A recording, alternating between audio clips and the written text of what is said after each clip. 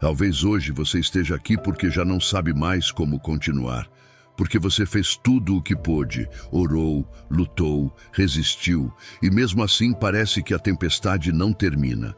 Mas e se eu te dissesse que Deus não está esperando que você seja mais forte, mas sim que confie mais profundamente? E se o descanso que você tanto deseja não vier quando tudo se resolver, mas sim quando você abrir mão do controle e decidir se render em seus braços? A maior mentira do inimigo é te fazer acreditar que você precisa carregar tudo sozinho. Mas Deus não te escolheu para isso. Ele te escolheu para caminhar sob sua graça, para experimentar uma paz que não depende das circunstâncias, mas da sua presença. Esta não é uma mensagem para aqueles que têm tudo sob controle. É para você que se sente esgotado. Para você que já não sabe se está avançando ou apenas sobrevivendo. Deus te diz hoje: confie, descanse, minha graça é suficiente. Você não precisa ter todas as respostas. Você não precisa se sentir invencível. Você só precisa se lembrar de quem está com você em meio a cada batalha, porque existe uma verdade que pode transformar tudo. Quando você para, Deus age. Quando você solta, Ele sustenta. E quando você decide confiar, seu poder começa a se manifestar onde antes havia apenas cansaço. Por isso, antes de seguir, faça isso comigo. Declare com fé e convicção esta frase nos comentários ou em voz alta, se estiver sozinho. Senhor, hoje eu deixo de lutar com minhas forças e escolho descansar na Tua graça. Tu lutas por mim e em Ti confio. Que essa declaração não seja apenas palavras, mas o começo de uma nova postura, uma postura de descanso, de confiança, de fé real. Porque nos braços de Deus, sua alma finalmente pode respirar. Número 1, a graça que te sustenta. Às vezes, a batalha não termina quando o problema se resolve. Termina quando você decide parar de lutar com suas próprias forças e começa a descansar nas forças de Deus. Porque sim, existem momentos em que você sente que não aguenta mais. Você se esforça, ora, resiste, mas nada muda. E então chega aquele sussurro do céu que diz: a minha graça te basta. Você não precisa provar para Deus que é forte. Ele já sabia que você não era. Por isso, Ele te deu algo ainda melhor: a sua graça. Uma graça que não se baseia no que você pode fazer, mas no que Ele já fez por você. A graça não é um prêmio para os que vencem, é o sustento para os que caem e ainda assim se levantam. Paulo entendeu isso quando clamou desesperadamente para ser livre da sua dor. Mas, em vez de receber uma solução, recebeu uma revelação. Deus lhe disse que o seu poder se aperfeiçoa na fraqueza. Você ouviu bem? Não na força, não na autossuficiência, mas na fraqueza. Aquela que tantas vezes tentamos esconder. Aquela que muitas vezes nos faz sentir envergonhados ou frustrados. Mas é justamente aí, nessa quebra que você tenta ignorar, que está o acesso direto ao poder sobrenatural de Deus. E aqui está o segredo que muitos deixam passar. Deus nem sempre tira o espinho, mas sempre entrega uma graça sob medida. Uma graça que não apenas consola, mas capacita. Uma graça que não apenas acompanha, mas transforma. E essa transformação não acontece quando tudo está calmo. Ela vem quando, em meio ao caos, você decide confiar e descansar. Descansar não é desistir. É reconhecer que você não precisa lutar sozinho. É permitir que a graça faça o que o seu esforço não consegue alcançar. A graça de Deus não se manifesta quando você atinge um nível espiritual alto. Ela se manifesta quando você ousa admitir que não dá conta sozinho, que precisa de ajuda, que não tem todas as respostas, que está cansado. É aí que o milagre começa, porque a graça, como a água, flui para os lugares mais baixos.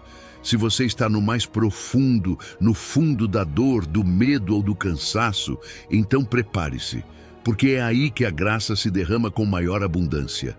A promessa nunca foi que não haveria batalhas. A promessa foi que você não lutaria sozinho, que haveria provisão antes mesmo da necessidade aparecer, que a graça seria o sustento, não o último recurso. É como uma roupa sob medida para cada provação.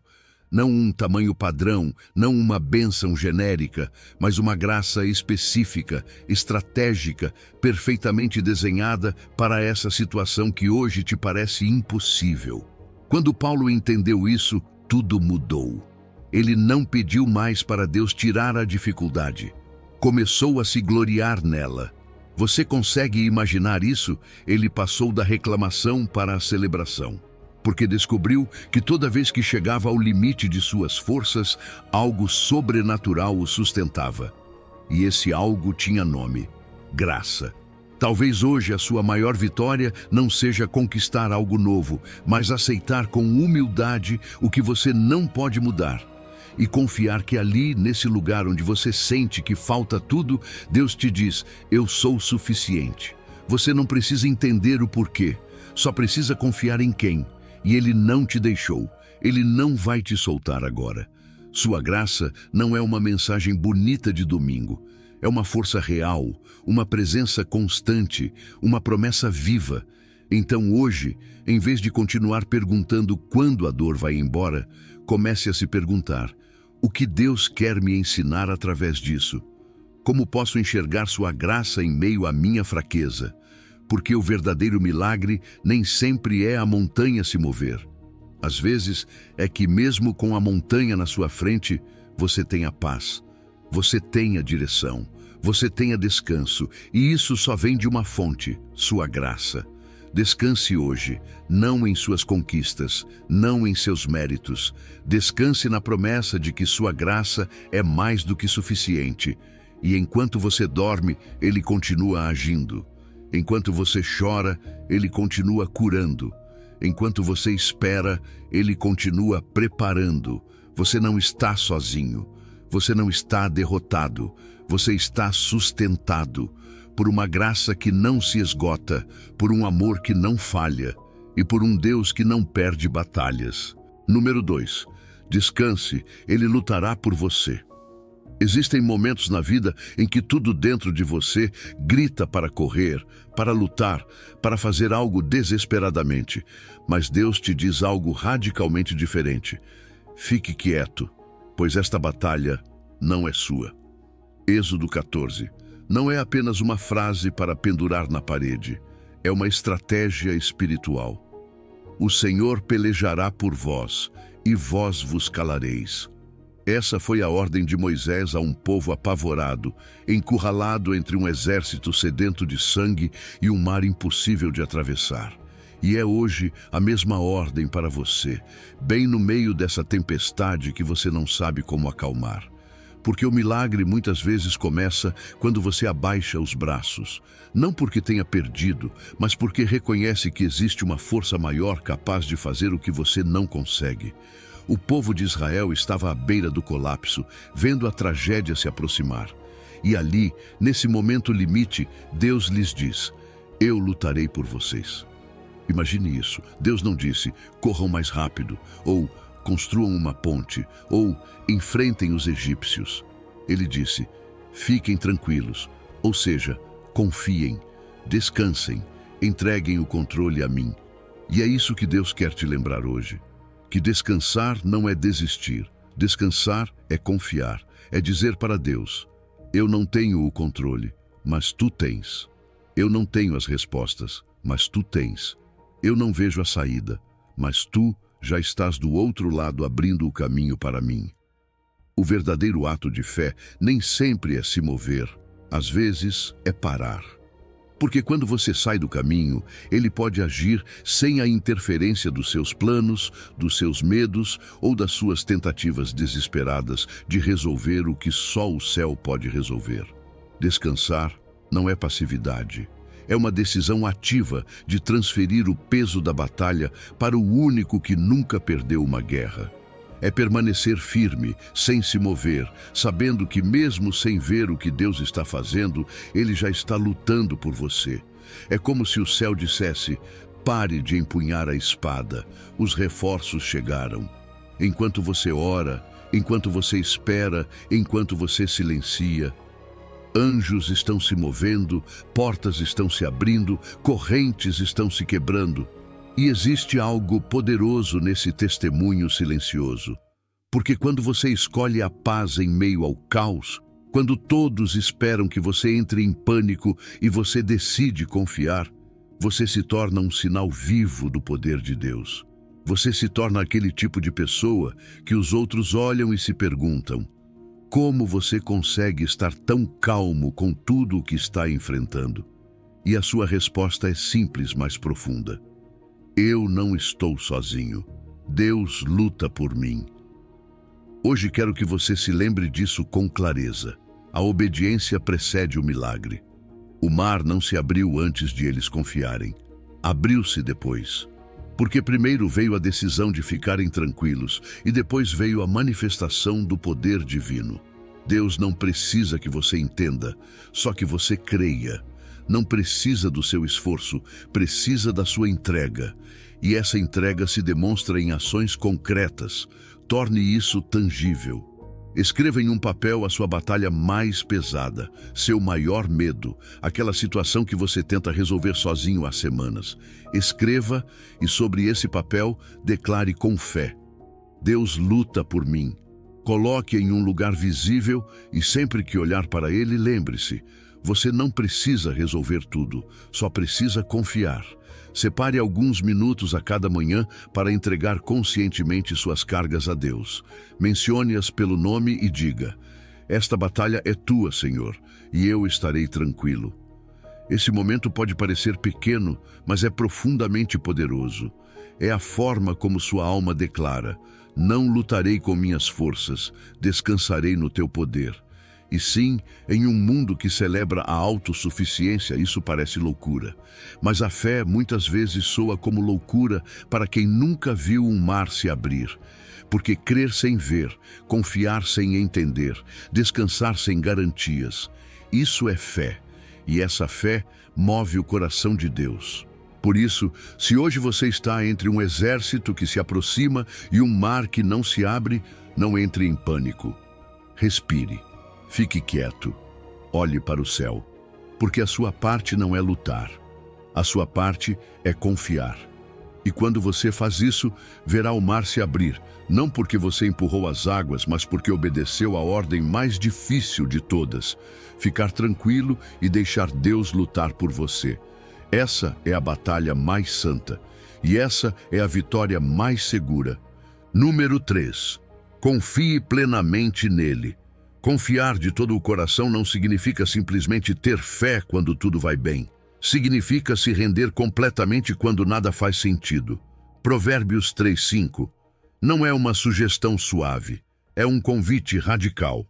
Confie no Senhor de todo o seu coração e não se apoie em seu próprio entendimento. Em outras palavras, pare de buscar garantias humanas e comece a caminhar com confiança divina. Porque se você ainda está tentando entender cada passo antes de dá-lo, você não está confiando, está controlando. E onde há controle humano, a direção celestial é interrompida. Deus não está buscando uma confiança parcial, dividida, condicional. Ele quer todo o seu coração, não apenas uma parte. Porque a confiança dividida cria caminhos tortuosos. E talvez seja por isso que você se sinta estagnado. Não porque Deus não queira te guiar, mas porque você não está entregando o controle total a Ele. Confiar é soltar. Confiar é permitir que, mesmo nas áreas em que você não tem respostas, você possa dizer: Senhor, eu não entendo, mas confio em Ti. Um dos maiores obstáculos para caminhar na direção divina é, paradoxalmente, a nossa própria inteligência.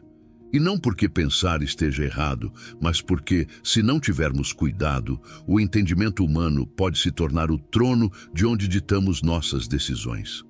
Deus não pede que você desligue sua mente, mas que a submeta, que coloque sua sabedoria sob a sabedoria dele. Porque existem coisas que parecem lógicas, mas não são obedientes. E há caminhos que parecem seguros, mas não estão no plano de Deus para você. É aí que se torna vital a segunda instrução do versículo. Não se apoie em seu próprio entendimento. A verdadeira mudança começa quando você reconhece Deus em todos os seus caminhos, não apenas nos grandes momentos de oração, não apenas nas decisões mais importantes, também no cotidiano, no pequeno, no aparentemente insignificante. Cada passo pode ser guiado se antes for entregue. O problema é que muitas vezes tratamos Deus como um recurso de emergência e não como um conselheiro constante. Mas confiar plenamente é viver com o hábito de dizer: Deus, estou aqui, o que queres que eu faça hoje? E é então que acontece a promessa: Ele endireitará as suas veredas. Repare que não diz que Deus te dará um mapa detalhado. Não diz que você verá o final do caminho desde o começo. Diz que Ele endireitará suas veredas à medida que você caminha. Cada passo de fé ilumina o próximo trecho. Você não saberá tudo antes de começar, mas verá como cada decisão tomada com confiança termina te levando exatamente para onde você deve estar. Não pela sua estratégia, mas pela fidelidade dele. Confiar, não se apoiar, reconhecê-lo. Esses três movimentos não são etapas lineares, são uma dança espiritual, uma forma de viver, um modo de caminhar pelo mundo com a alma leve, sabendo que você não precisa ter todas as respostas, porque anda com aquele que tem todas elas. É um estilo de vida onde dependência se torna poder e obediência, clareza. Torne isso prático. Pegue aquela decisão que você vem adiando, aquela dúvida que pesa em você. Anote, escreva todas as soluções que sua mente oferece e então se pergunte com sinceridade: qual dessas opções me faz confiar mais em Deus e menos no meu próprio controle? Porque muitas vezes a direção de Deus não é a mais lógica, mas sim a mais desafiadora para a sua fé. Mas é justamente aí onde você deixa de se apoiar em si mesmo e começa a se apoiar nele, que caminhos se abrem como você nunca poderia ter planejado. Veja Abraão. Ele não recebeu coordenadas, nem detalhes, nem garantias. Apenas uma palavra: vá. E seu destino foi revelado passo a passo. Sua obediência não foi fruto de uma compreensão total, mas de uma confiança constante. E esse é o convite de hoje. Não tente entender tudo, apenas dê o próximo passo. Confiar é desacelerar para deixar Deus assumir o volante. É reconhecer que quanto mais rápido você corre sozinho, mais difícil é ouvir sua direção. Mas quando você para, quando entrega o controle, começa a notar algo milagroso. Os caminhos se endireitam, as portas se abrem, os sinais aparecem. Não porque você calculou, mas porque você confiou. A verdadeira sabedoria não está em ter mais informações, mas em ter a coragem de soltar sua perspectiva limitada para abraçar a orientação de Deus. E quando você faz isso, quando escolhe o salto da fé, descobre que nunca esteve sozinho, que Ele já estava lá, endireitando suas veredas, preparando seu caminho, sustentando você com uma graça que sempre foi suficiente. Você só precisava confiar. Número 4. Deixe sua carga nas mãos dele. Às vezes, você não precisa de mais força, só precisa soltar o que está carregando. 1 Pedro 5 diz: lançando sobre ele toda a vossa ansiedade, porque ele tem cuidado de vós. E essa palavra, lançando, não é suave, não é simbólica, não é abstrata. É um verbo ativo, concreto. É como se Deus te dissesse: jogue isso para longe de você. Não abrace mais, não acaricie mais, não analise mais. Lance, entregue para mim. Porque enquanto você se apega às suas cargas, não pode receber o que Ele quer colocar em suas mãos. Deus não diz: entregue para mim só as suas maiores crises. Ele diz: toda a vossa ansiedade, toda. A pequena preocupação que você carrega há dias e não conta para ninguém. O medo silencioso que te acorda de madrugada. A inquietação constante que rouba sua concentração. Tudo isso também importa para Deus.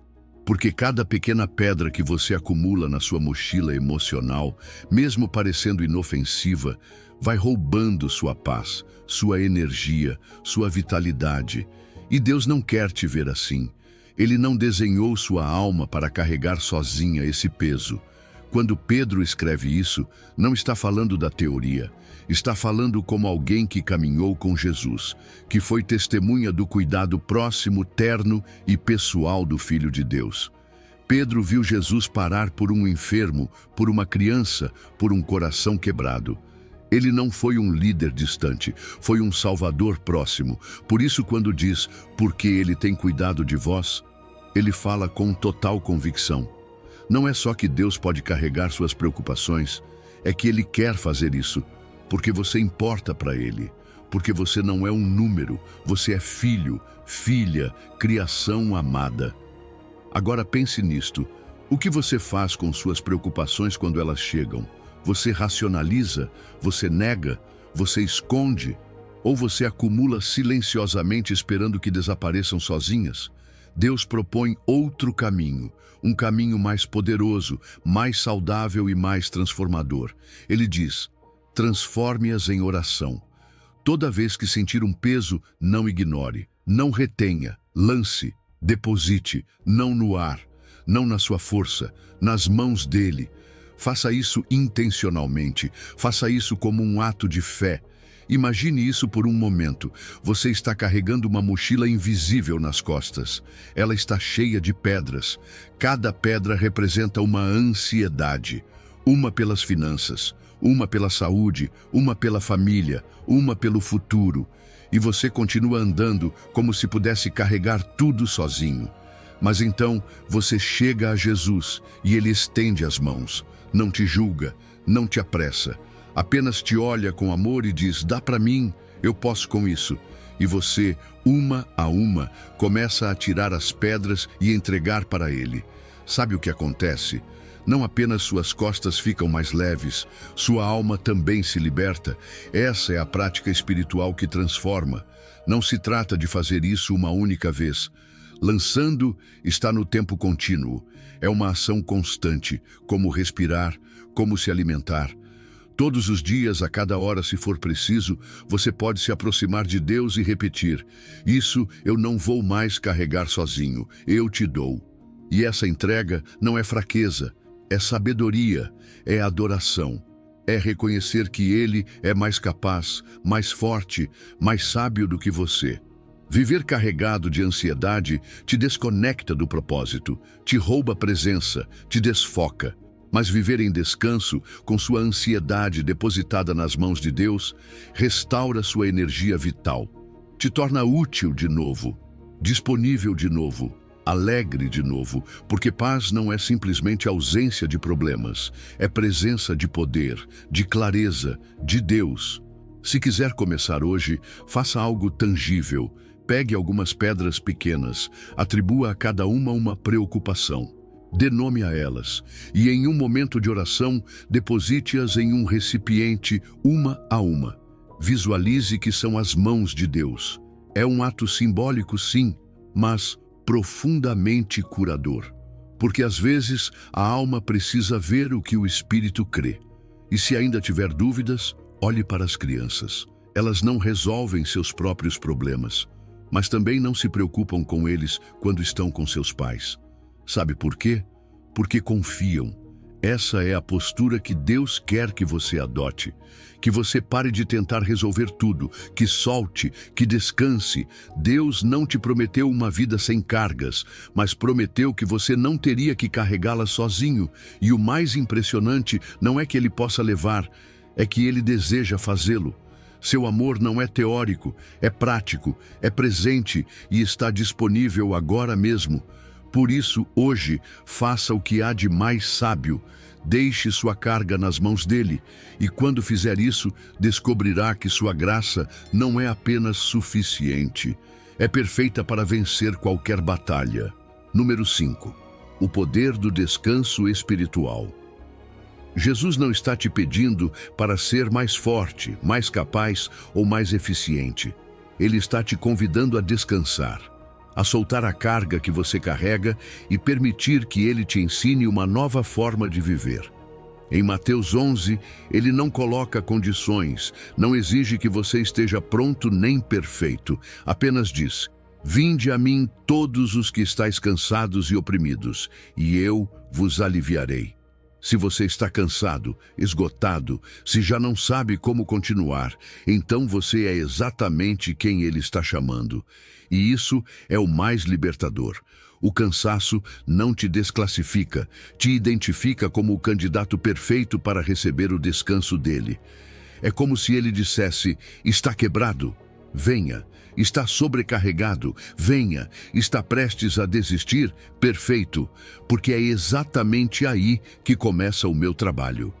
O descanso que Jesus oferece não é uma meta que você alcança com mais esforço, mas um presente que você recebe ao se render. Não é um troféu por produtividade, é uma promessa para a alma que já não aguenta mais e decide se deixar abraçar pela graça. Mas atenção, porque Jesus não diz: venha e eu tirarei tudo. Ele diz: tomai sobre vós o meu jugo. Isso significa que Ele não nos convida a uma vida sem responsabilidades, mas a uma troca. A deixar os jugos que o mundo impõe: perfeccionismo, comparação, pressão, orgulho, autoexigência, e tomar um que foi feito sob medida para nós. O jugo de Cristo não é um novo peso, é uma estrutura de descanso. É um ritmo de vida alinhado ao nosso verdadeiro propósito. Não te esmaga, te sustenta. Não te limita, te liberta. E esse descanso não vem apenas por mudar de carga, mas por mudar de mestre. Jesus diz: aprendei de mim. Não apenas aprenda o que eu ensino, aprenda como eu vivo. Aprenda da minha mansidão, da minha humildade, do meu ritmo. Porque o verdadeiro descanso acontece quando sua alma se alinha não apenas ao que você crê, mas ao caráter de quem você crê. Observe como ele caminhou, como tratou os outros, como lidou com a pressão.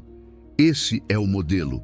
E quanto mais você o imita, mais você percebe que seu interior também começa a se acalmar.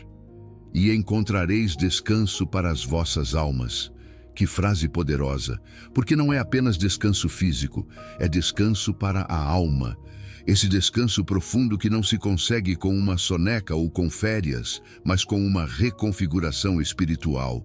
Jesus não promete te tirar de toda a atividade, mas restaurar a harmonia entre o seu interior e o seu chamado. Porque o verdadeiro descanso não é ausência de movimento, é sincronia com o ritmo divino para a sua vida. Talvez hoje você esteja esgotado não pelo que faz, mas pela forma como tem feito. Talvez esteja carregando um jugo que não foi feito para você. Um que você mesmo se impôs por medo, pressão, cultura, expectativas alheias. E esse jugo te machuca, te oprime, te drena. Mas hoje, Jesus se aproxima, olha nos seus olhos e te oferece um novo. Um que Ele mesmo desenhou para a sua estrutura interior. Um que, ao colocá-lo, não te quebra, te acomoda, te dá equilíbrio, te permite respirar novamente. Faça um exercício real. Escreva em um papel os jugos que tem carregado, exigências, medos, deveres que não vêm de Deus. Escreva, observe e depois risque-os um a um dizendo em voz alta: esse jugo não é o meu, eu escolho o de Cristo. Faça isso como um ato de fé, de libertação, de entrega. E depois em oração diga a Jesus: ensina-me o teu ritmo, ensina-me o teu descanso, ensina-me a viver como tu. Porque o mundo grita: faça mais, seja mais, corra mais. Mas Jesus sussurra: pare, venha, aprenda de mim. Esse sussurro pode ser a diferença entre o esgotamento e a paz, entre a confusão e a clareza, entre viver cansado pelas cargas erradas ou caminhar em paz com o jugo certo. Ele não te oferece uma vida sem movimento, ele te oferece uma vida em harmonia. Um ritmo que te restaura enquanto você caminha, um fardo que não te quebra, mas que te conduz. E aí está o poder do descanso espiritual, não em deixar de fazer, mas em voltar a fazer com o coração certo, com a força certa, sob a direção certa. Sua graça não é apenas suficiente para vencer suas batalhas, também é suficiente para te dar o descanso que sua alma tem buscado por tanto tempo.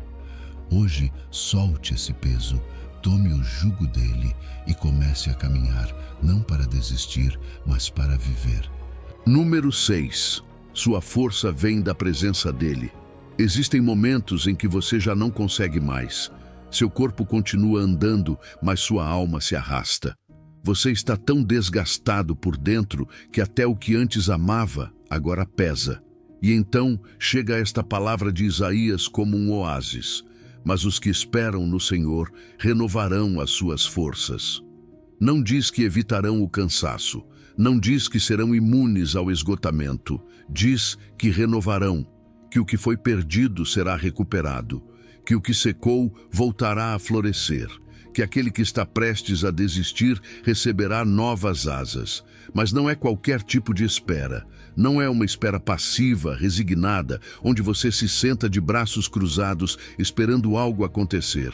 No hebraico original, a palavra esperar implica entrelaçar-se, como um fio que se junta a outro para se tornar mais forte. Assim é a espera que Deus honra, uma espera ativa, expectante, intimamente conectada com sua presença. É a espera de quem não se desconecta do céu, mesmo que a terra trema. É a espera de quem diz, não sei como nem quando, mas sei quem, e isso me basta. E quando você espera assim, o milagre acontece. Suas forças não apenas voltam, elas se transformam. Porque não se trata de Deus te dar energia para continuar fazendo as coisas como antes. Ele te dá uma força nova, de outro tipo. Uma força que não nasce de você, mas dele. É uma renovação interior que não depende de uma boa noite de sono, de um bom dia ou de tudo estar a seu favor. É uma força que brota do Espírito, que flui de dentro e te sustenta nos dias mais escuros. Veja a progressão que o versículo apresenta. Voar como águias, correr e não se cansar, caminhar e não se fatigar. É como se Deus estivesse cobrindo todos os níveis da sua jornada. Há dias de voo onde você se sente imparável, cheio de visão, vendo tudo do alto. Há dias de corrida, onde a produtividade é intensa e os desafios são constantes. E há dias de caminhada, onde tudo o que você pode fazer é dar um passo de cada vez. E em todos esses níveis, Deus promete te sustentar. Não importa se você está no topo, no vale ou na rotina. Sua presença é suficiente. E aqui está o contraste. Até os jovens, com toda a sua força natural, se cansam. A energia humana tem um limite, a motivação humana se esgota, a disciplina humana falha. Mas os que esperam no Senhor, não. Eles recebem algo que não se encontra neste mundo. E essa é a grande diferença. A força que vem de Deus não é a extensão da sua força, é a substituição dela. Não é um reforço, é uma troca. Visualize por um momento uma águia em pleno voo. Ela não se esforça desesperadamente para se manter no ar. Não agita suas asas com aflição. Ela encontra as correntes ascendentes e se deixa levar, flui. Assim é a vida de quem aprendeu a esperar em Deus. Já não vive a força do próprio impulso, mas alinhado às correntes do Espírito. Já não luta para se manter de pé, agora se eleva. Por isso, em um mundo que celebra estar sempre ocupado, sempre acelerado, sempre fazendo, você é chamado para algo radicalmente diferente: parar, esperar, conectar-se e, a partir daí, avançar com uma força que não vem de você. Pode parecer perda de tempo, mas é exatamente o contrário.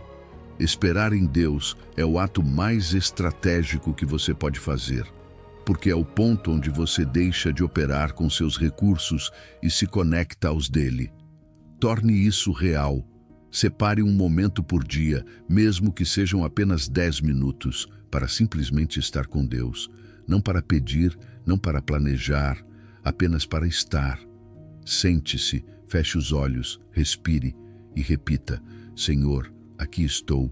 renova as minhas forças. Não subestime o que esse pequeno ato diário pode fazer. É aí que sua alma se recarrega, onde as ideias voltam, onde a clareza retorna, onde o fogo interior se reacende. A promessa não é apenas que você continuará, é que você fará isso com asas, com poder, com leveza. Não se trata de resistir, mas de voar, e para isso é preciso esperar, não para perder tempo, mas para ganhar tudo. Deus te diz hoje: confie, descanse e espere em mim, porque minha graça é suficiente e minha presença é sua verdadeira fonte de força. Número 7. A paz que excede todo entendimento. Quando tudo parece desmoronar e sua mente corre mais rápido do que suas orações, Deus fala com você com uma instrução que parece impossível. Não andeis ansiosos por coisa alguma. Nada. Nem pela dívida que você não sabe como pagar, nem pela doença que você não entende, nem pelo futuro que você não pode controlar. Deus não está minimizando seus problemas. Ele está revelando uma estratégia que vai além do entendimento humano. Substituir a ansiedade por uma paz que não nasce das circunstâncias, mas da sua presença. Paulo não escreveu essas palavras de um lugar de conforto. Ele o fez de uma prisão, de uma cela escura, sem garantias, sem respostas visíveis. E mesmo assim, falou de uma paz que guarda, que protege, que sustenta. Como isso é possível?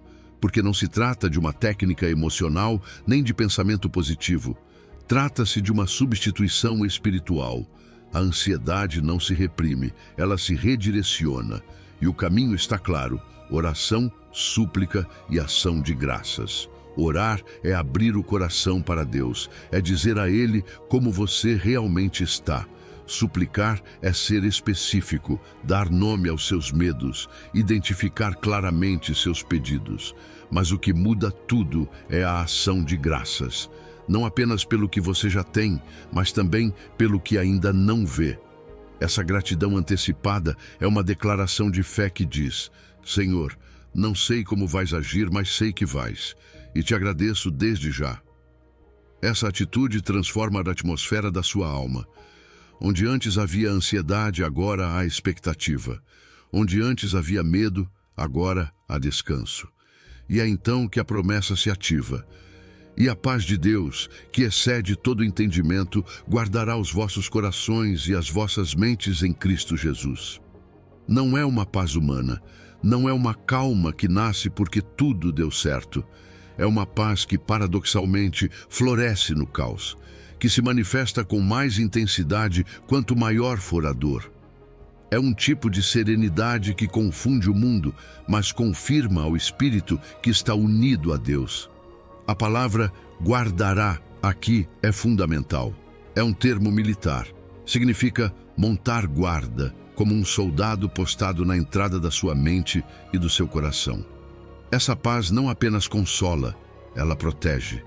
É um filtro espiritual que impede que pensamentos de medo, desespero e derrota entrem e façam morada.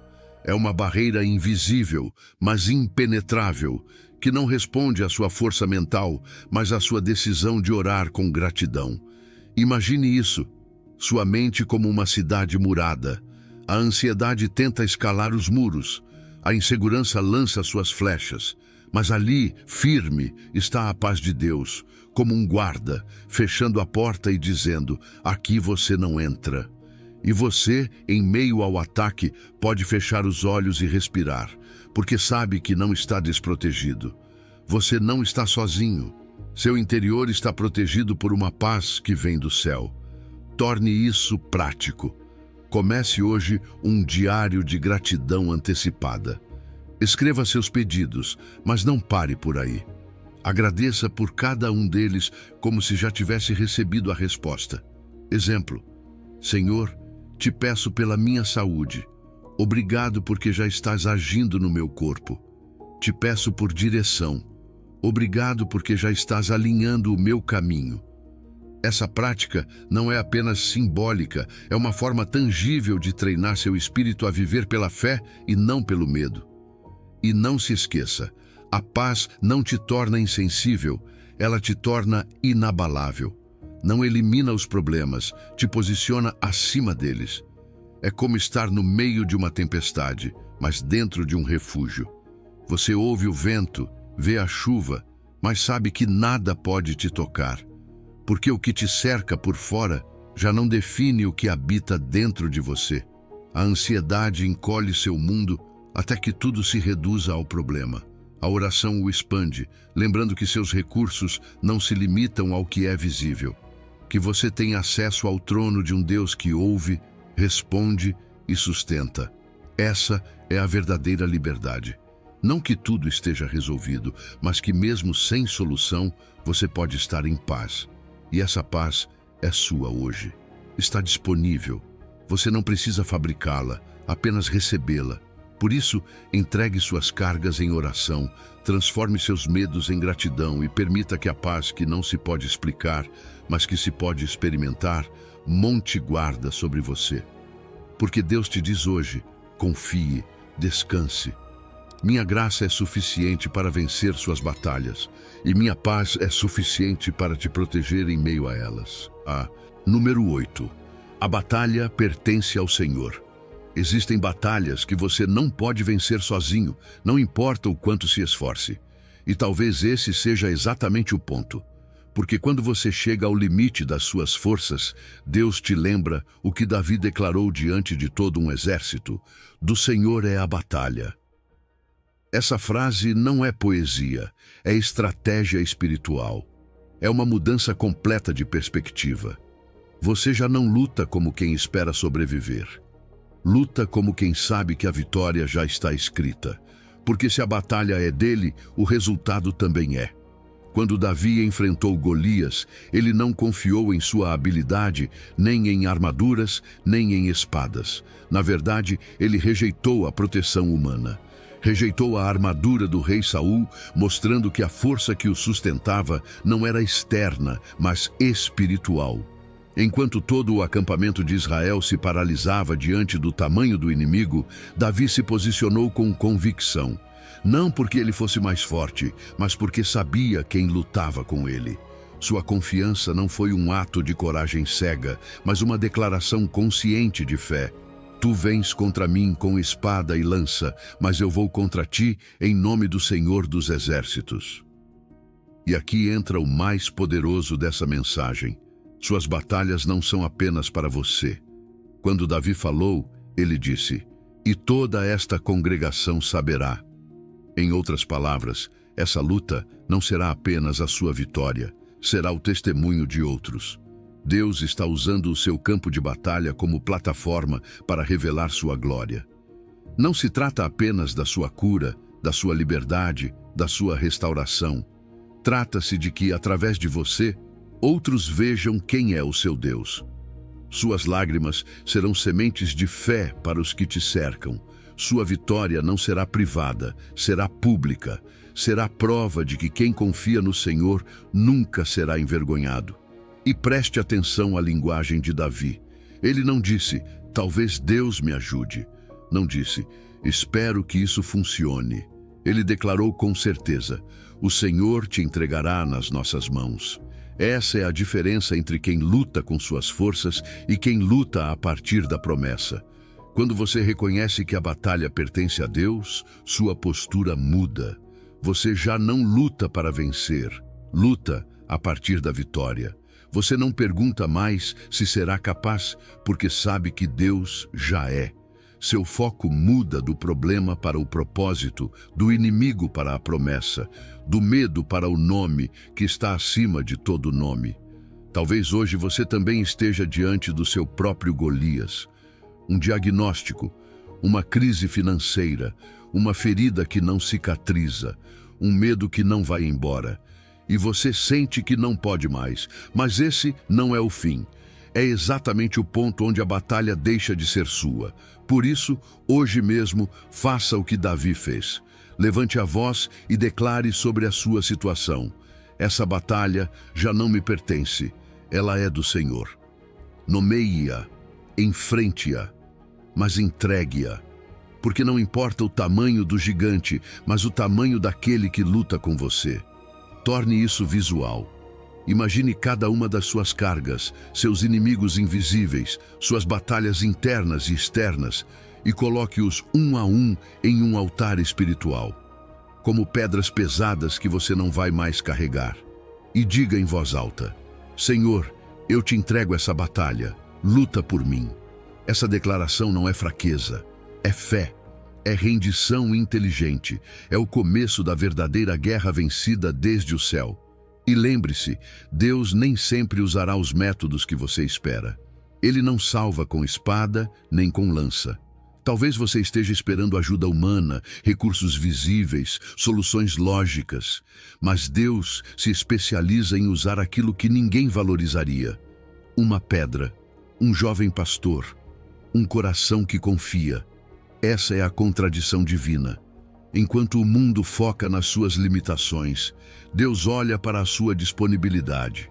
Quando você entende que a batalha pertence ao Senhor, o descanso é real. Porque você não está abandonando a luta, está transferindo o controle. E essa transferência ativa o apoio do céu. Você já não é mais você contra o mundo, é Deus lutando por você, com você e através de você. Por isso, hoje, receba essa verdade como um decreto. A batalha não é sua, ela é do Senhor. E se Ele luta, não pode perder.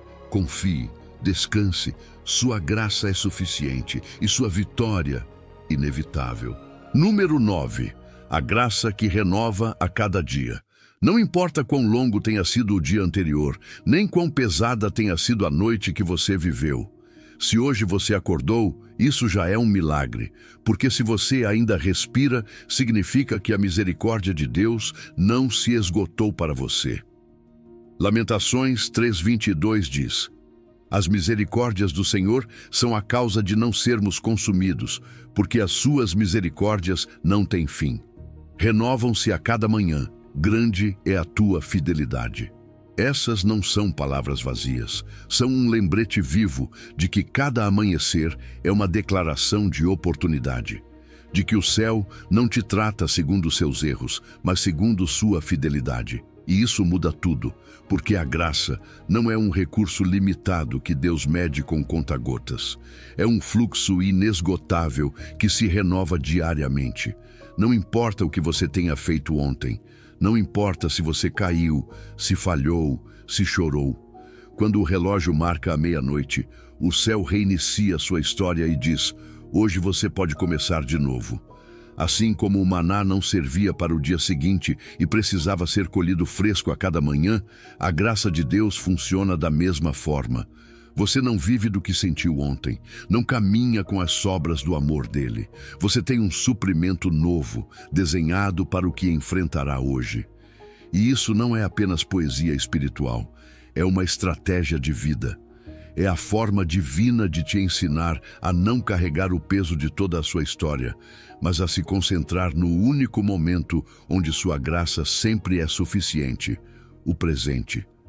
O inimigo quer que você afunde no passado ou se angustie pelo futuro. Mas Deus te oferece algo melhor: uma misericórdia que nasce junto com o sol. Uma compaixão que te diz: este dia, este momento, tem o que você precisa para vencer.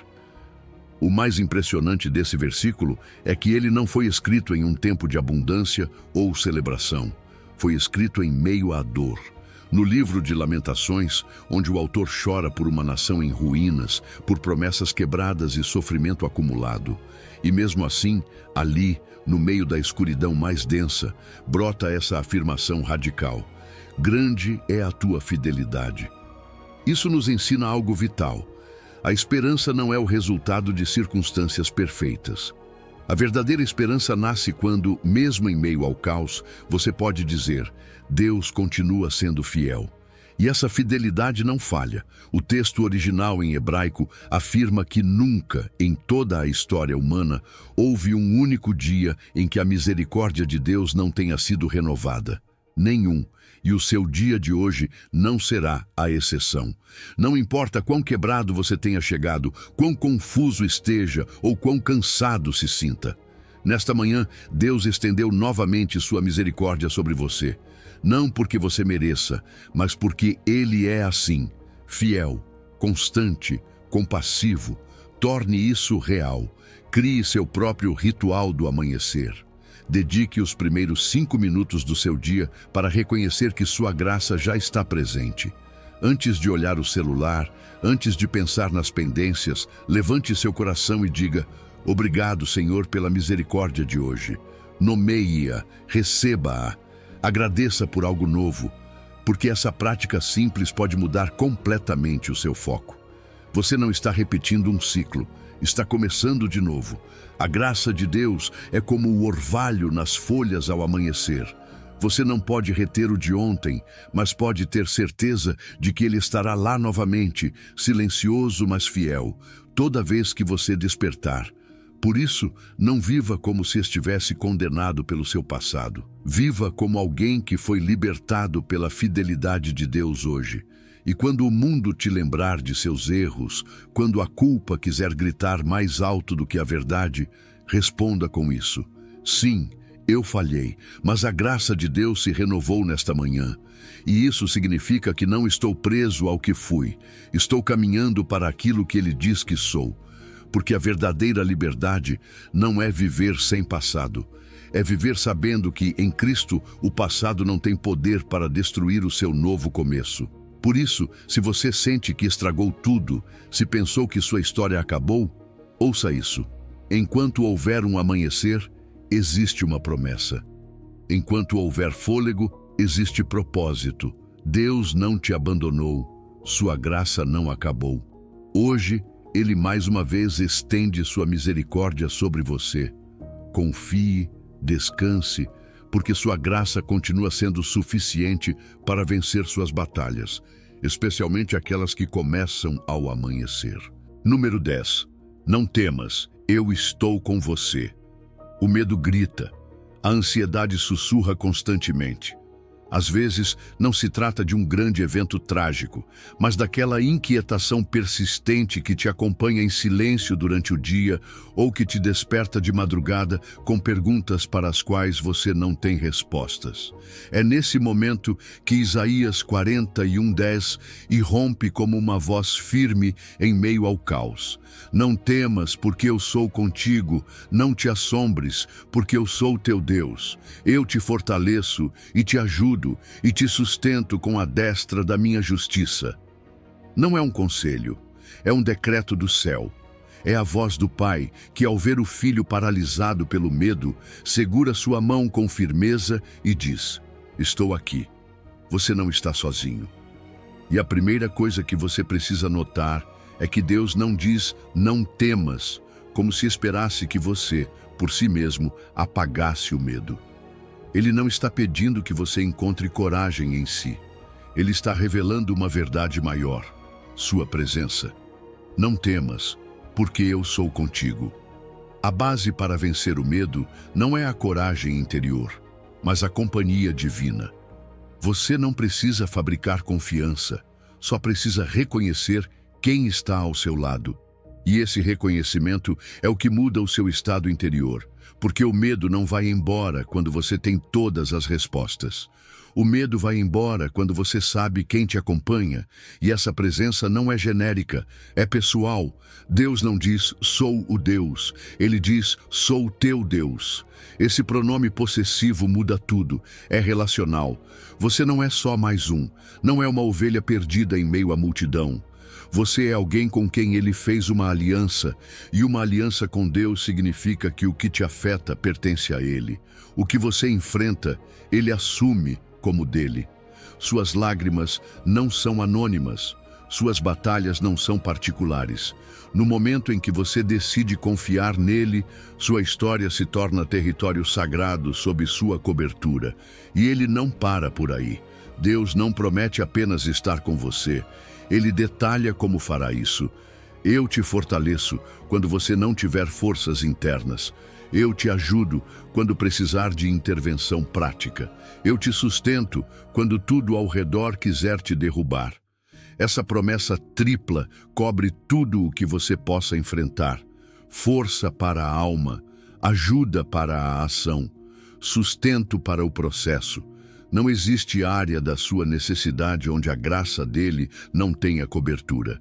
E tudo isso não se sustenta apenas pelo seu poder. Sustenta-se pela sua justiça, com a destra da minha justiça. Isso significa que não é opcional para Deus te ajudar. É uma questão de integridade. Ele prometeu estar com você e seu caráter não permite que ele falhe. A mão direita, na cultura hebraica, simbolizava autoridade, honra, fidelidade. Assim, quando Deus diz que te sustenta com sua destra, Ele está dizendo: eu te sustento não apenas porque posso, mas porque é justo. Porque minha natureza é fiel e não posso negar a mim mesmo. Deus diferencia medo de angústia. Não são a mesma coisa. O medo é o sobressalto repentino diante de uma ameaça inesperada. A angústia é o peso que se instala e permanece. E para ambos, Deus oferece uma única solução: sua presença. Ele não promete que não haverá dificuldades. Promete que você não passará por elas sozinho. A diferença não está na ausência de problemas, mas na certeza da companhia dele. Torne isso prático. Coloque lembretes em sua casa, no celular, no local de trabalho. Escreva: não temo, pois ele está aqui. E toda vez que ler, respire fundo. Pare alguns segundos. Reconheça-o. Ele já está aí. Você não precisa chamá-lo de longe. Só precisa lembrar que ele nunca foi embora. Quando o medo te invadir, visualize sua destra. Não como uma ideia abstrata, mas como uma mão forte que te envolve, que te levanta, que te defende. Lembre-se disso. Se o medo disser: você está sozinho, é porque quer que você esqueça a verdade mais poderosa. Deus está com você agora, não amanhã. Não quando tudo se resolver. Agora. E sempre que enfrentar algo que te intimide, responda em voz baixa, com fé: não preciso temer isso, porque o eu sou está comigo. E sua capacidade de me ajudar é maior do que a capacidade desse problema de me ferir.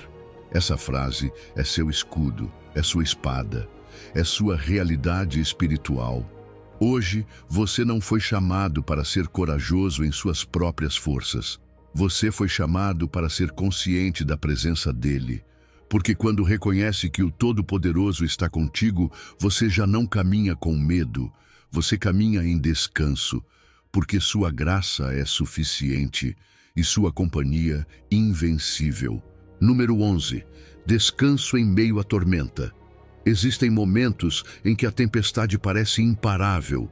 O vento sopra com força, as ondas se levantam sem aviso, e a única coisa que parece prestes a afundar é você. Assim se sentiram os discípulos naquela noite no barco. A água entrava sem controle, a escuridão era total, e o medo os paralisava. Mas o mais impactante do relato não foi a magnitude do mar. Foi o que Jesus estava fazendo em meio a tudo, dormindo. Enquanto eles gritavam, ele descansava. Enquanto o caos se instalava, Jesus permanecia em paz. E é aqui que começa a verdadeira mensagem dessa passagem, porque o descanso de Jesus não era insensibilidade, era autoridade. Não era indiferença, era confiança total. Jesus não ignorava a tempestade, ele simplesmente não se submetia ao seu poder. E esse é o nível de fé ao qual somos chamados. A paz não se encontra quando tudo está calmo. A verdadeira paz é poder dormir sabendo que, mesmo que tudo se mova ao redor, Cristo está no seu barco. Jesus se levantou, olhou para a tempestade e disse: acalma-te, emudece. E com uma única frase, o incontrolável se tornou obediente. O que parecia impossível de deter se submeteu. Porque a mesma voz que criou os mares é a que também os acalma. Não existe caos na sua vida que esteja fora do alcance da autoridade dele.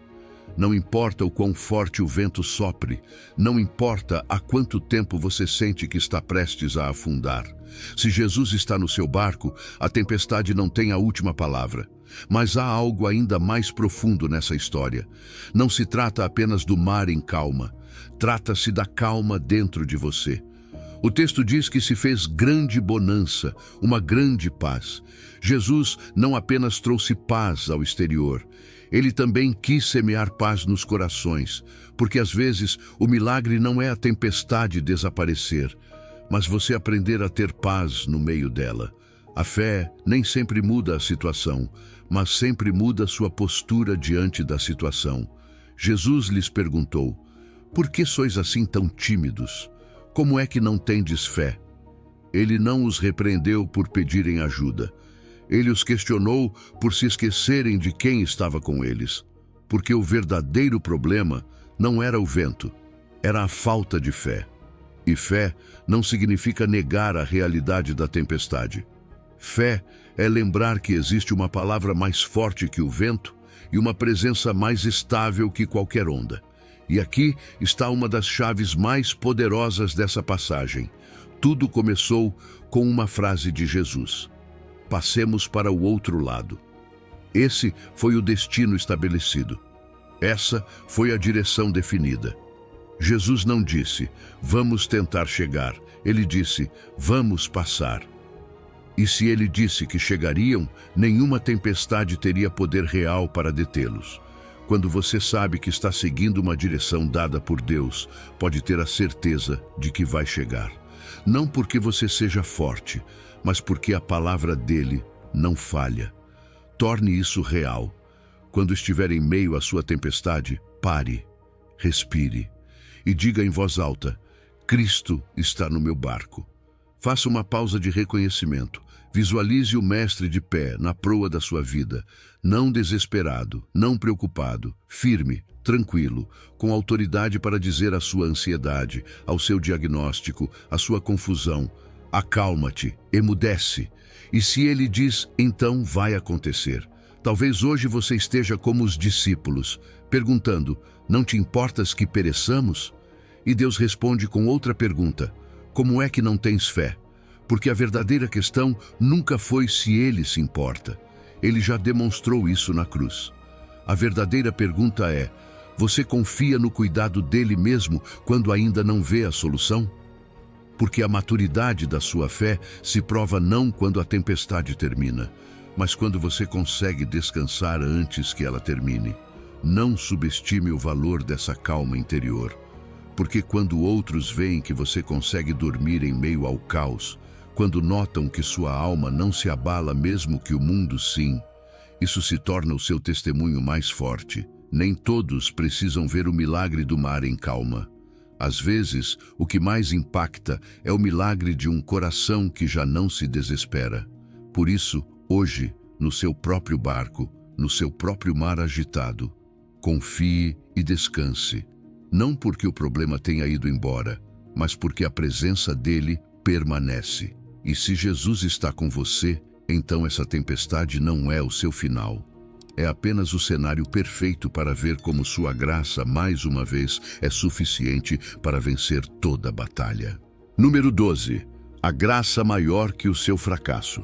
Não há nada mais paralisante do que acreditar que você falhou demais para recomeçar, que já não é digno, que quebrou algo que não pode ser consertado. E, no entanto, é exatamente ali, nesse lugar onde você sente que perdeu, que a graça de Deus sussurra com uma força mais poderosa do que qualquer acusação: nada poderá te separar do meu amor. Romanos 8:37. Não é apenas uma afirmação teológica, é uma declaração de guerra contra toda voz de condenação. É a promessa inquebrável de que o seu fracasso não tem a última palavra. Paulo não diz que somos sobreviventes, nem sequer que escapamos por pouco. Ele diz que somos mais que vencedores. A palavra original em grego, upernikao, significa uma vitória esmagadora, total, definitiva. Não é que você apenas vence, é que você vence de forma tão completa que sua batalha se transforma em troféu, em testemunho, em evidência de que Deus não apenas te salvou, Ele te exaltou acima daquilo que tentou te destruir. Sua história, marcada por erros, quedas e retrocessos, não será usada como vergonha, mas como palco para uma graça ainda maior. Uma graça que redime até aquilo que você achava que estava perdido para sempre. Mas essa vitória não vem da sua capacidade. O texto é claro: por meio daquele que nos amou. Não se trata de quanto você se agarra a Deus. Trata-se de quanto Ele se agarrou a você. Você não venceu porque é forte. Venceu porque alguém te amou antes, durante e depois do seu pior momento. É o amor dele que te sustentou quando você já não conseguia mais se sustentar. É o amor dele que te resgata mesmo quando você já havia desistido. E esse amor não é emocional nem condicionado. É eterno, decidido, inquebrável. E para que não reste dúvida, Paulo elimina qualquer mas. Ele faz uma lista completa. Nem a morte, nem a vida, nem o presente, nem o futuro, nem o alto, nem o profundo, nem o que se vê, nem o que não se vê. Nada, absolutamente nada pode te separar do amor de Deus que está em Cristo Jesus. Isso inclui seus fracassos, suas recaídas, sua vergonha secreta. Aquilo que você pensa que desqualifica seu chamado, Deus já cobriu com sua graça. Não existe pecado ou erro que tenha mais poder do que o abraço dele. E o melhor de tudo é que Paulo não fala isso como uma possibilidade.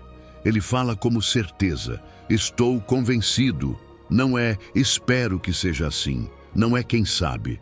Ele declara: estou seguro. E você também pode estar. Não porque merece, mas porque está em Cristo. E se está nele, então está seguro. Seu passado não pode te prender. Seu presente não pode te afundar e seu futuro não pode te separar, porque tudo na sua história já foi absorvido pela cruz dele.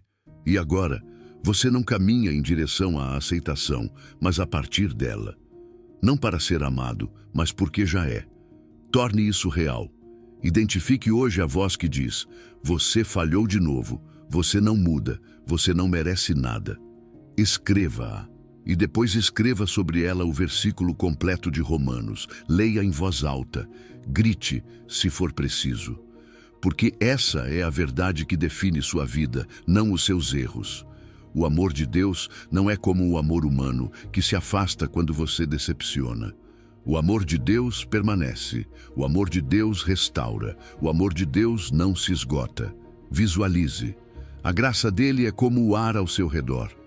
Você não precisa buscá-lo, ele já está lá. Você não o gera, apenas respira. Você não pode fugir dele mesmo que tente, porque sua graça te persegue, te alcança, te reconstrói. E quando você se sentir tentado a duvidar, lembre-se disso. O mundo diz: você é o que você faz. Deus diz: você é aquele a quem eu amo. Essa é a sua verdadeira identidade, e nenhuma queda pode apagá-la. Quando a culpa tentar te aprisionar hoje, diga em voz alta: nem isso, nem nada me separa do amor de Deus. Porque a verdadeira liberdade espiritual não consiste em nunca falhar. Consiste em saber que mesmo quando você falha, existe uma graça maior. Uma graça que te levanta, te limpa e te diz: vamos, ainda não terminamos. Essa batalha não termina aqui, porque minha graça continua sendo suficiente para vencer até mesmo a sua pior batalha. Número 13. A fortaleza no vale da sombra. Existem momentos em que a alma sente que está caminhando por um túnel sem saída, onde cada passo pesa, onde a luz parece distante e o medo se aproxima como um inimigo constante. E é exatamente ali, nesse vale da sombra da morte, mencionado no Salmo 23:4, que a voz de Deus se torna mais íntima, mais próxima, mais firme. Davi não fala do vale como um lugar de permanência, mas de passagem. Ele diz: ainda que eu ande, não ainda que eu fique. O vale não é o seu destino, é apenas uma parte do caminho. E o mais importante, você não atravessa sozinho. A sombra não existe sem uma fonte de luz. Por isso, se você está passando por um vale escuro, essa própria sombra é a evidência de que existe uma luz real, presente, mesmo que agora você ainda não a perceba completamente. A sombra só pode ser projetada porque existe uma luz brilhando em algum lugar além. A sombra da morte não é a morte em si, mas sua silhueta projetada por uma mente que teme, por um coração que anseia por segurança. E é nesse lugar que Deus não apenas caminha com você, Ele te sustenta. Davi declara: não temerei mal algum. Não porque o mal tenha desaparecido, mas porque a presença de Deus tomou o protagonismo. Não temer não significa negar a realidade. É olhar para a realidade nos olhos e dizer: eu sei quem caminha ao meu lado. É declarar que mesmo que o mundo trema, a alma permanece ancorada naquele que não se move. A coragem que nasce da fé não é emocional nem passageira. É uma segurança que não depende do resultado visível, mas da companhia invisível. É a certeza de que mesmo no vale mais escuro, a mão que te guia não soltou a sua. E repare na mudança de tom do salmo. Nos versículos anteriores, Davi fala de Deus em terceira pessoa. Ele me guia, ele me conduz. Mas ao chegar ao vale, o discurso se torna pessoal. Tu estás comigo. É na escuridão que a teologia se transforma em relacionamento, que as doutrinas se tornam diálogos, que Deus deixa de ser um conceito e se torna um companheiro real. Muitas vezes, são as noites mais longas que revelam o sussurro mais claro da sua voz. Tua vara e o teu cajado me consolam. Duas ferramentas simples, mas profundas. A vara defende, o cajado direciona. Uma protege contra ameaças externas, a outra resgata quando você se afasta. Deus não luta apenas suas batalhas visíveis. Ele também está lá quando você tropeça, se confunde, quando cai por erros próprios. Sua graça não se limita aos ataques externos. Também age misericordiosamente nas suas quedas internas. Essa vara não é punição, é proteção. Esse cajado não é julgamento, é resgate. No vale, você descobre que a disciplina dele é consolo, não condenação. Talvez hoje você esteja ali, naquele ponto em que o futuro parece nebuloso, onde a fé vacila, onde as lágrimas parecem mais reais do que as promessas. Mas quero te convidar a fazer um exercício espiritual. Pare um momento e faça um inventário da presença. Onde você sentiu Deus ultimamente, mesmo que tenha sido em pequenos detalhes? Talvez tenha sido uma palavra oportuna, uma pessoa que apareceu na hora certa, uma canção, um versículo, um abraço. Esses detalhes não são coincidência, são sinais de que a presença dele nunca te deixou. Lembre-se também, o vale, por definição, está entre montanhas. É uma passagem, não um sepulcro. Você não chegou ali para morrer, chegou para atravessar. E ainda que hoje você veja mais sombra do que luz, o seu caminho continua. Às vezes, no topo, tudo é barulho e celebração, mas no vale, o silêncio permite que a voz de Deus soe mais clara. Existem coisas do caráter dele que só se descobrem na escuridão. Tesouros escondidos na sombra. Assim como seus olhos se adaptam gradualmente à noite para começar a enxergar o que antes parecia escuridão absoluta, o seu espírito também se ajusta para perceber Deus com mais clareza em meio à dor. A fé que floresce nos vales é mais forte, mais íntima, mais duradoura. Porque ali você não é sustentado por emoções, mas por convicções. Você não é guiado pela vista, mas pela confiança. Por isso, se hoje você está atravessando um vale de sombra, levante o olhar. A vara e o cajado ainda estão lá, e aquele que o segura não está à frente nem atrás. Está com você. Você não passará por isso sozinho. Não morrerá nesse trecho. Não se perderá nessa noite, porque a graça que te acompanha tem um nome, Emanuel. E Emanuel significa Deus conosco, inclusive e especialmente no vale. Número 14. Seu propósito na provação. Quando a provação chega, ela não bate na porta. Ela invade, desestabiliza, quebra rotinas, expectativas e muitas vezes abala também as seguranças internas. Mas existe uma verdade que transforma tudo desde o primeiro segundo. Essa provação não é castigo, é ferramenta, não é acidente, é instrumento. Tiago, em sua carta, não adoça a dor nem minimiza as crises, mas também não permite que as interpretemos como castigos ou perdas sem sentido. Ele nos convida a uma reinterpretação radical. tende, por motivo de toda alegria, o passardes por várias provações. Não porque doam menos, mas porque, se você as olhar a partir do céu, revelam um propósito maior. Esse tende não é uma emoção, é uma decisão. Você não sente alegria automaticamente quando algo dói, mas pode escolher ver a provação sob uma nova ótica. A alegria não é a negação da dor, é a afirmação de um propósito maior em meio à dor. E isso muda tudo. Porque se você sabe que por trás de cada provação existe uma obra-prima em construção, cada lágrima se torna parte do desenho, não apenas do drama. E o interessante é como Tiago fala de várias provações. Elas não são genéricas, não são cópias, são multicoloridas, como se traduz literalmente do grego. Cada pessoa tem seu próprio tipo de provação, sua própria medida, seu próprio desenho. Você não está enfrentando o que enfrenta apenas porque o mundo é difícil.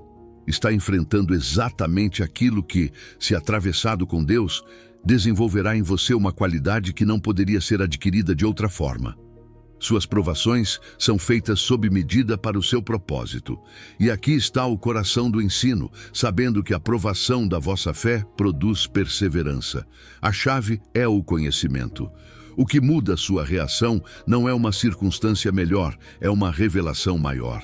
Quando você entende que não está sofrendo por sofrer, mas sendo moldado por amor, a dor encontra sentido. Sabendo que significa que o conhecimento profundo do processo é o que ativa a capacidade de manter a alegria. É a revelação que transforma sua resistência em esperança.